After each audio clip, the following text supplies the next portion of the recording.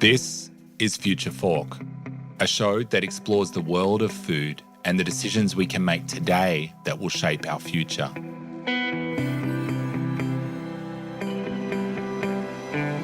On the show, you'll hear from innovators in the food space. We'll have disruptive conversations with people from around the globe who are taking the lead on topics like food sustainability, ending world hunger, food security, and so much more. I'm your host, Paul Newnham.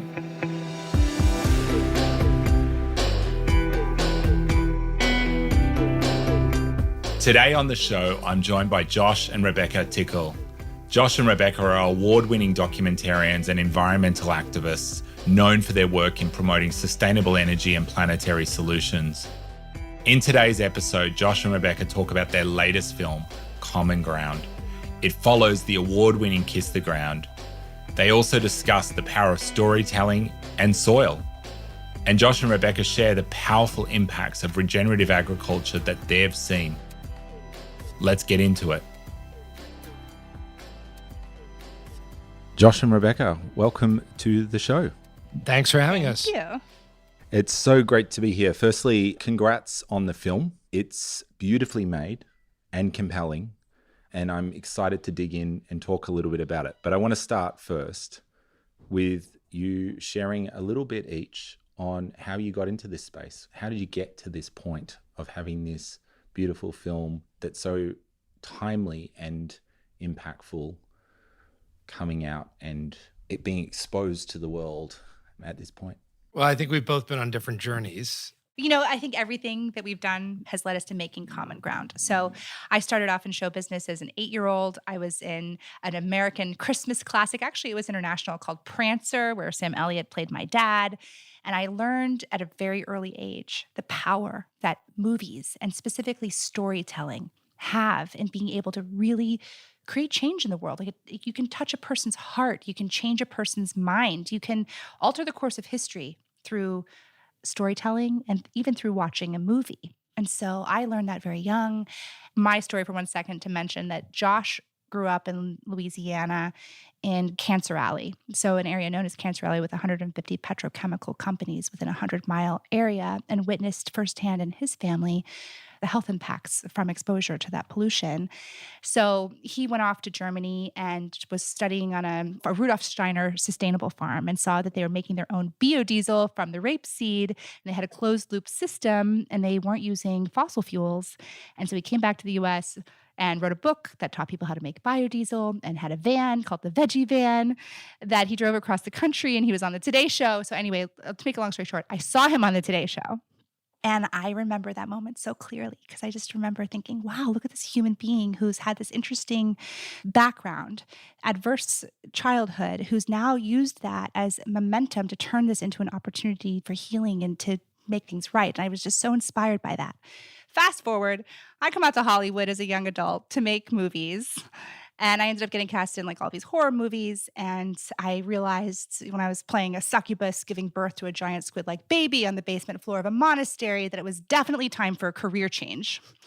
And right after that, I ran into Josh. Almost, within a year, I met Josh. And I didn't recognize him at first. We had this chemistry. And then I went over to his house finally, and there was the Veggie Van parked in his backyard.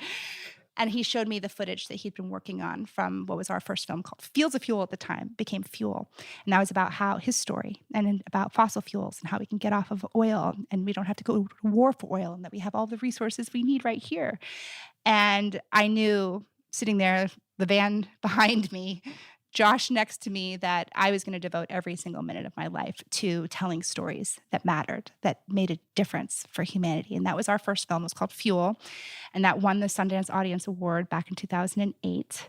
And we made a bunch of films about fossil fuels and oil and energy efficiency and reducing emissions until our friends started telling us that reducing emissions wouldn't get us to where we needed to be. And that, in fact, the entire environmental movement has been missing it completely, that the solution for climate change is literally under our feet, and that we could do something called regenerative agriculture and build soil health, and in doing so, draw down and sequester all of the carbon that we've emitted into the atmosphere.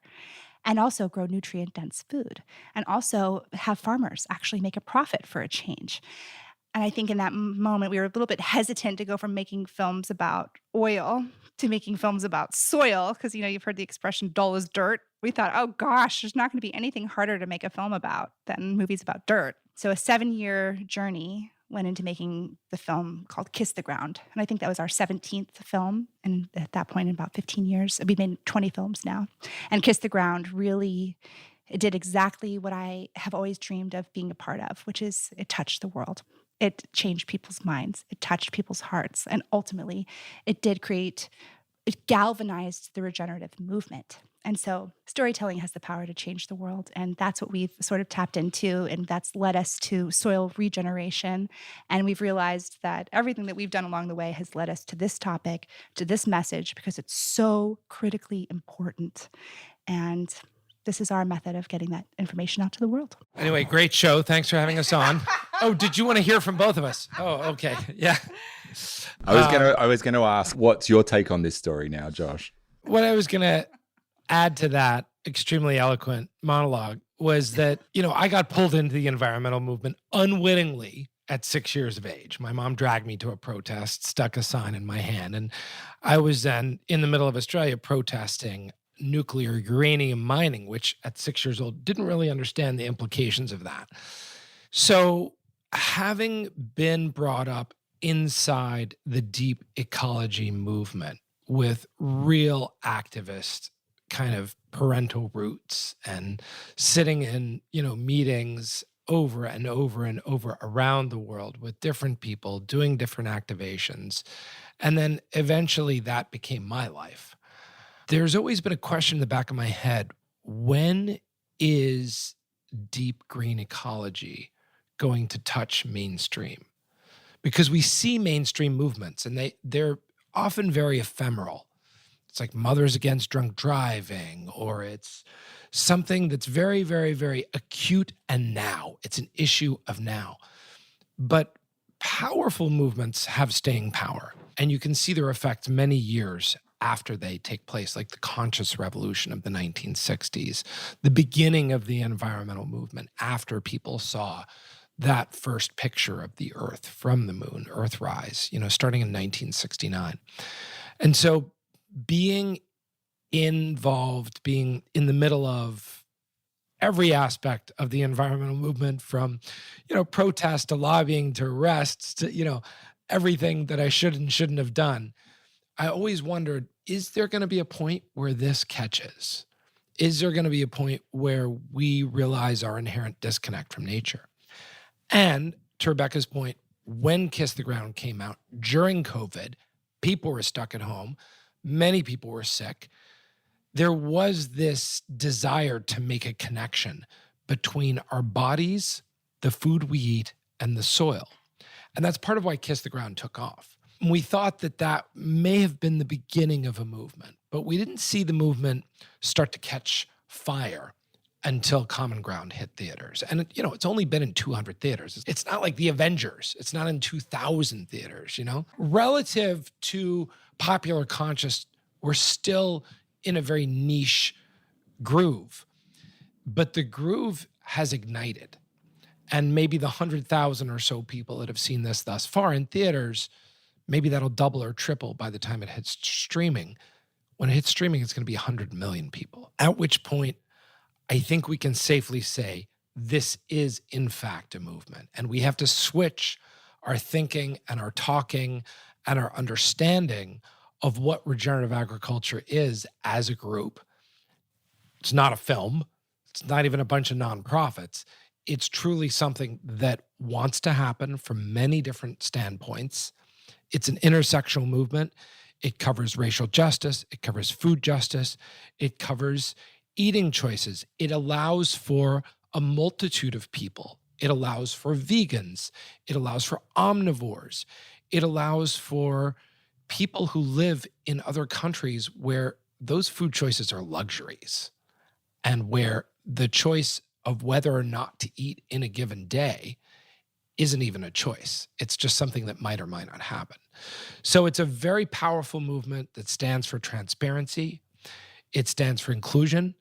It stands for uplifting all human beings' access to the basic nutrition that I think is a birthright, but we've sidelined that for some weird ideas around capitalism. So I think we're on the verge of something very large. And in many ways, I've definitely wanted to give up many times over this journey. Even after Rebecca and I got together, it's great to have partnership in these missions, these Don Quixote, oh, we're going to tilt the windmills, we're going to change the world. That doesn't mean you wake up every day and go, no, we're really going to do it. There's many days where you go, I don't want to get out of bed. I don't want to do this. Yet here we are, 42 years since I've held my first protest sign. And when we go to theaters and we see people and it's packed and we see the changes that they're making, even as they watch the film, as they walk out, as they talk to their parents, their friends and their girlfriends and their husbands and their wives, and we go, wow, there's something really happening here. And this is beyond imagination. It's very real. Yeah, I can feel it. And watching the film, you feel it. And so I hope people that 100 million turns into 1 billion and we see that go all around the world.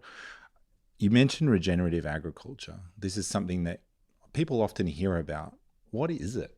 You have to think in two different realms about regenerative agriculture. There are principles which apply globally to any situation. And then there are practices, and the practices are based on the particular type of agriculture in the particular country that we're talking about. Principles are universal. Soil health equals plant health equals animal health equals human health equals climate health. Those things are deeply interrelated. You can't actually have one without the other ones. So it's a holistic approach to creating biogenic health, which is the health of the planet. And in so doing, you support the organisms that are alive on the planet. Plants, animals, humans, microorganisms, fungi, mycorrhizae. So really, it's a top-down, bottom-up approach to connecting with nature and ensuring that we're creating health across the board. What that looks like is increasing soil organic matter, taking care of soils. Those are the principles. Now, you widen out and go, what is the practice? How do we take that and put it into practice? The U.S. has 900 million acres, almost 1 billion acres of production agriculture. The vast majority of that is dedicated to growing grains to feed animals in factory farms. That's basically what our agriculture is set up to do in the U.S. Okay, yes, there are exceptions. California grows pulses and vegetables and et cetera, et cetera. But the vast majority of those 900 million acres are dedicated to one thing. When we look at that, we can easily distill the practices for what needs to happen to the U.S. We have mass amounts of tilling in the U.S. We need to stop doing that. We use way too many destructive toxic chemicals. They're in our bodies, food supply, air, water. Need to cut that out. No more toxic chemicals, right? And then we've segregated all the animals. We've taken them, we've put them in factory farms. That should be illegal from a moralistic standpoint. But from a health and climate standpoint, it's insane. Those animals are the primary driver of healthy climate, and we've turned them into unhealthy creatures that create an unhealthy climate. We've mirrored our circumstances as humans, i.e. we sit in these little boxes and we type on our computers and we're totally disconnected from nature. We've mirrored that into our food supply, and we think animals should be totally disconnected from nature. The second you do that, you create a dangerous climate cycle. You increase methane emissions, you increase CO2 emissions. So we basically have to break the animals free. It's like a jailbreak. And when you look at the numbers, it's actually quite insane. On planet Earth, there are something like 27 billion chickens alive right now. And this year, our species, humans, will eat over 75 billion chickens. Most of those chickens are in factory farms. That's insane. Chickens are birds. They're meant to be outside, not in a big factory farm where they get sick and have to be fed antibiotics. It's a little bit of tangent, but the point is, you can look at any vector of the food system and go, well, what practices would be regenerative? Back up one step, even before you do that. What practices would be sensible? Let's start there, because chances are, if you can just get to sane and sensible, you're almost at regenerative right there at that moment, right? So a lot of the way we impact the Earth, 2/3 of the Earth's surface, is been impacted due to our agriculture as human beings. We've basically stripped 90% of the planet's surface of actual soil. To rebuild that, we can't ignore agriculture, but we can use it as a tool. And when we talk about regeneration, essentially what we're talking about, restoration, rebuilding nature. How do we do that? We use our food supply. If we're lucky enough to vote 3 times a day, we use those votes to change what's happening on the land. And that changes everything. So way too long an answer to your very pointed and short question. I'm sure Rebecca has something to contribute to that as well. I was appreciating your monologue. I love this. Touche. No, look, what I appreciated about the film and the way that you tell stories, and maybe Rebecca, you can comment on this, is food systems are about relationship. They're about intersections, and broken parts lead to unintended consequences or intended consequences. They can be both. How did, in your storytelling approach, because in the movie, it's quite profound the way that you bring in science, you bring in reality, you bring in connection and relationship, these relationships. And I think part of the challenge we're in the place we're in is because everything's been separated and seen in silos. How did that come as a storyteller? Because obviously you believe it, you both believe that. But what was the practice of thinking about and bringing that together into this film? You know, we wanted this film to be a transcendental experience for people. We wanted a transcendent experience. And so for us to achieve that, we had to have it be relatable to anyone, whether you're a Republican farmer or you're California journalist, who may not always see eye to eye about everything. This movie needed to resonate with both of those types of people, plus politicians, plus young people, plus people deep in the regenerative movement and people who know nothing about regeneration. So it's a tall order to achieve that experience for people where they watch it and their cells change and they take different actions as a result of that.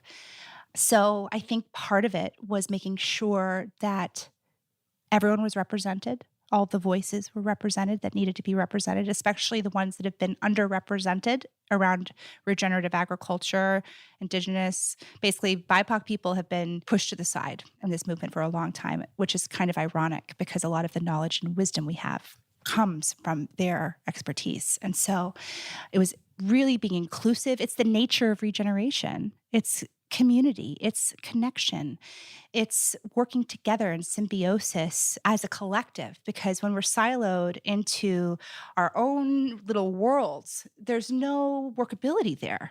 Everything works inside of this bigger ecosystem, and that's how this film worked. And at times, honestly, it was a bit challenging making Kiss the Ground with so many people and so many voices and this big community coming together around it, especially given Kiss the Ground was the first film. Common Ground is this new film. We've been doing this now for 10 years. And when we started, there wasn't a lot of data. There wasn't any agreement whatsoever about what this even was. So how do we make a movie about dirt that we don't have all the information on yet, that's emerging, really connect to people's hearts and have them act differently after? And that's the power of storytelling. Deep music that connects to the imagery and what's being said. Like Josh is a brilliant storyteller in terms of putting together the story arc. I'm a mom, we're parents, and we have a 7 and a 9-year-old. And so I feel like I really bring that heart into the work that we do. And between Josh's brilliant mind and my sensitive heart, we're able to find that balance of relatability, and then also listening to all of the people within our community and doing endless cuts for them and getting their feedback and making sure, because this is new. This is uncharted territory.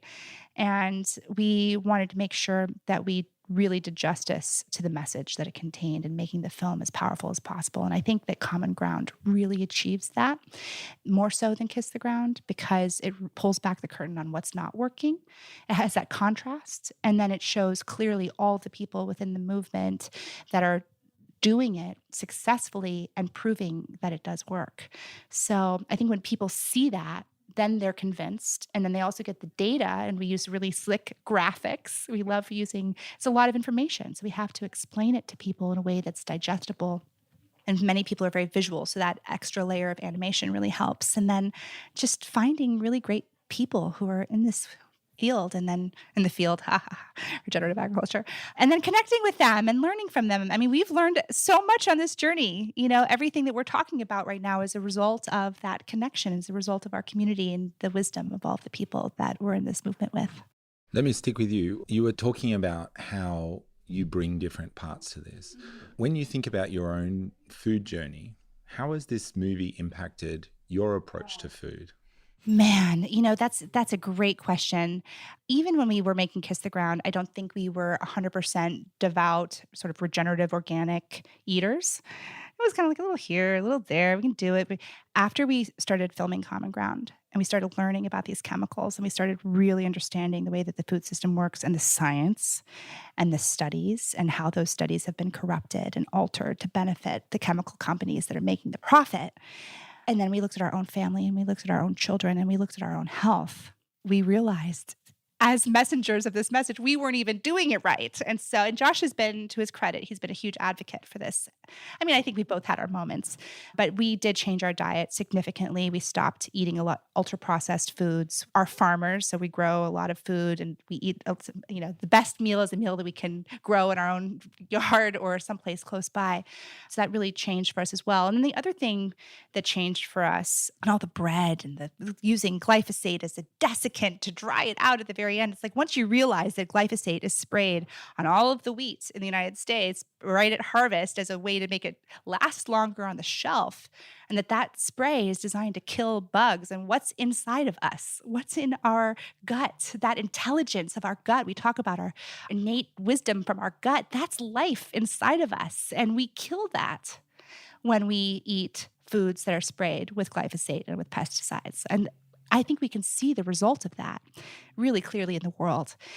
But the other big thing that changed for us around food, besides just becoming really strict about cutting glyphosate out of our diets completely, and it massively improved our health and the health of our children, is I started being more concerned on a county level where we live in Ventura County, California. It's a big agricultural community. We produce a lot of food for the United States and elsewhere. And we were being exposed to those chemicals. And then I saw the kids eating. So they're being exposed to airborne chemicals through pesticide overdrift and overspray because of the farms. But then studies say if you're exposed, the best way to detox your body is to eat organic. And then they're going to school and they're eating this wheat that has all of this bread, the glyphosate sprayed on it. So we rallied and we got organic bread in our kids' school. And now we're fighting to get organic bread in all the schools in our county. In fact, we want for where we live in Ventura County to be the first model of what Alice Waters' school-supported agriculture system could look like. And that's where using schools as a distribution center for getting local food straight into the mouths of children. And that cuts out all of the middlemen. It helps the farmer make a profit. Children are eating nutrient-dense food that's local. Farmers don't have to worry about whether there's going to be someone to buy their food. It's an incredible model that will work. It's one of the issues with our food system is distribution. And it will help schools, farmers, everyone eat more food that's in season and grown locally and more nutrient dense. So I highly recommend Alice Waters' Edible Schoolyard and also her school-supported agriculture model for people to take a look at. If you want to create regeneration in your community, that's a great starting point. Thank you. And I love that this is action and through the process of the film, you're already taking action and others can take action. And I know in the film you talk about 5 things at the end that you want people to go away and do. And I'm sure there was huge debate about what those 5 things, was it 6 things, 10 things? There's lots of things we need to do. But what's an action that each of you are really passionate about people walking away after watching the film will do? The simplest thing is to share the film. Information is power. The more people in your life that have the same information, the more you're going to be empowered. It's weird if you're the only person at the party and you're sitting there in the corner talking about soil. That's, a lot of us have been there who are listening to this, right? So we need to not be the only person. That's the first thing. Everyone has to take on building the movement. How do we build the movement? You empower people with the basic information. What's the easiest way to do that? Watch Kiss the Ground, watch Common Ground. Great. Got that done. Wonderful. We often look at the big things we can change. The school system, the government, the food system, Cisco, farmers. Start with yourself. America spends a tremendous amount of money on toxic food that we are addicted to, that kills us. And then we spend a tremendous amount of tax dollars supporting a medical system that deals with the fact that we are toxified from our food. You turn on a TV anywhere in America that is on regular cable, 50% of the ads are for absolutely toxic fast food. The other 50% that aren't for mortgages and loans and blah, blah, blah technology are for pharmaceuticals. They're literally killing you and selling you the product to deal with the fact that they're trying to kill you in the same commercial break. And people don't figure it out. It's like, guys, this is so obvious. You're not saving money by buying that pizza or those chicken wings. You're just spending it in the next commercial on the blah, blah, blah, blah, blah, with all the side effects that they tell you at the end of the, like may cause permanent muscle damage, brain damage, death, like, et cetera. Yeah, because you're trying to correct the initial toxic chain reaction that you created by eating that garbage that they convinced you that you need to eat. So the first thing for folks to realize is that the movement starts in our gut. Like that's where the big movement starts, right? You are the ripple in the pond that will touch many other people's lives. But you can't even be that ripple if you don't feel good. You can't be that ripple if you've got a bunch of toxic stuff in your body that's inhibiting thoughts from happening. So we encourage people, like, just take this challenge. Change 10% of your diet. Take 10% of the things you may be eating that might be toxic. Bread, anything to do with wheat, anything to do with oats, all soaked in glyphosate, anything in a bag, a box, or a carton, and shift it for something that was grown in the soil or something that walked on the land. See how you feel after a month. If you don't feel different by changing 10% of your diet, go back to eating the other stuff. I guarantee you, you will feel different. And I guarantee that because hundreds and hundreds and hundreds of people, without us prompting them, have come up to us at theaters and said, we changed my son's diet and his ADD went away. We changed my daughter's diet and she's no longer considered ADHD. We changed my wife's diet and these symptoms went away, and so on, from inflammation to chronic disease, to chronic sickness, to mental health issues. And those are anecdotal stories. But when you're personally relating to hundreds of people, unprompted, who come up and tell you that stuff, because we watched Kiss the Ground, we decided to begin to eat that way. You just go, man, we're not making this up. So yes, there are big institutions to change, but the most important institution that we can all change is the sacred thing called our body, and then the sacred unit called our family. And if we can do that, things around you change so fast when you change that vibration. It's amazing. And yeah, there's big stuff. There's farm bills and governments, and we need to shift all that stuff too. Absolutely. I could listen to you for ages. This is amazing. A couple of quick one over to you. What's the next project? So I'm sure you're already thinking about what comes after this, even though this is just coming out into the world, 200 cinemas, but it's on its way out. But what comes after this? Well, what's better than 2 soil movies? 3 soil movies. So it turns out Kiss the Ground and Common Ground were more like Star Wars than we thought. It's a trilogy. And so if that's the analogy, then Common Ground would be Empire Strikes Back. It's got the bad guy, it shows, like, it pulls back the curtain. Maybe you think the bad guys are going to win. You don't know. And, it's like the dark night of the soul. And of course, Common Ground does leave people overwhelmingly filled with hope. So I'm not sure that Empire Strikes Back did that, but we did that. A glimmer of hope. And then Groundswell, that's Return of the Jedi. That is the story of the global movement for regeneration. Groundswell being the third film, just to clarify. Yeah, there is a third film, believe it or not, getting made as we speak. So we have a follow-up to the follow-up called Groundswell. So it goes Kiss the Ground, Common Ground, and I highly recommend Common Ground. You don't have to have seen Kiss the Ground to watch Common Ground. It's a standalone movie all by itself. And Groundswell is going to show all of the leaders in every continent who are leading the way to heal their ecosystems and how they're doing it. And it's the story of how we woke up and saved ourselves. Okay. Before we wrap, I always ask people, what are you enjoying eating at the moment? I'm going to ask each of you, what are you enjoying eating? You know, lately we've been on this crazy journey releasing Common Ground. And so it is, even though we're promoting regeneration, it's been pretty degenerative on our bodies. So it's been very physically taxing. And so more than ever, getting nutrition in our bodies, like really, we hung out with Mark Hyman at Tribeca, and that was so fun. And like, yes, it's in the movie, and yes, we know this, but it really hit home for me. Medicine is food, food is medicine, medicine is food, food is medicine. So now I'm learning to slow down, and I'm learning to really taste the food, taste the spinach, taste this tomato, really savoring my food in a different way.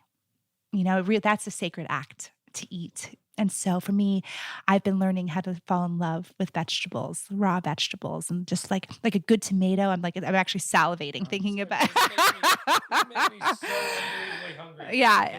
And also, I have to also say, just so you know, a little fun fact about me, I am an obsessed chicken mama. So we've got 28 chickens. It fluxes depending on the coyote season. And they just started laying green and blue eggs. And I haven't eaten the green and blue eggs yet. So what's the one food that I'm most excited about right now? It's going home, eating my green and blue eggs that come from my chickens that are free range. They're not eating grains. They're just eating bugs and whatever they can peck and scratch, and feeding and sharing that with my kids, picking the egg, harvesting the eggs, making them, eating them. Absolutely. Everything Rebecca said is 100% true. I look forward to going home when I'm on the road so much. Of course, I miss the kids. Of course, I miss the farm. But what I really miss is the food at home, because I know where every single thing comes from. And I feel different after eating that for 2 or 3 days. But we did have an amazing experience. We were just in San Francisco with the film, and we got to go to Chez Panisse, where Alice Waters, made her mark on Berkeley and the world. And I had never actually gone. We got to interview Alice beforehand and have known of her work for many years. And I thought, okay, this is a bit of a drive over to Berkeley. Like for a restaurant, first bite of the food is literally a shockwave goes through your body from the top of your head, which for me doesn't have a lot of hair on it. So it just kind of tingles, those little things, all the way to my toes. I was like, what is this? Oh, this is what food is supposed to taste like. This is what tomatoes and radishes and asparagus and potatoes, and this is what food, oh my God, if humans had this experience, forget fast food. It'd be over in a second because your body responds to that on a cellular level. You can literally feel your cells waking up and going, oh, thank you. Where have you been? And we had one of the most magnificent dinners that I think I've had in my entire life. And it just shows we can have a restaurant culture. We can have a culture of food. We can make this work with some rethinking. And yeah, you can still have lunch in schools. You can still have lunch at work. You can have a functional global society with food that is actually grown in the ground and on the ground. Well, thank you so much for being on the show. Awesome. Hope folks will check out the film website, commongroundfilm.org, and check out the Instagram, Common Ground Film, as well. Definitely. And we'll put all of that. Thank you, guys. Amazing seeing you. Thank you for having us. You've been listening to Future Fork, a show that explores the world of food and the decisions we can make today that will shape our future. Future Fork is produced by Disruptive Consulting Solutions and supports the SDG2 Advocacy Hub. For more info, head to the website futureforkpodcast.com. This show was produced with strategy and production support from Wavelength Creative. So you don't miss an episode of Future Fork, make sure to subscribe to or follow the show in your podcast app. And while you're there, leave us a 5-star review. It really helps others find the show. I'm Paul Newnham, and I'll see you in the next episode.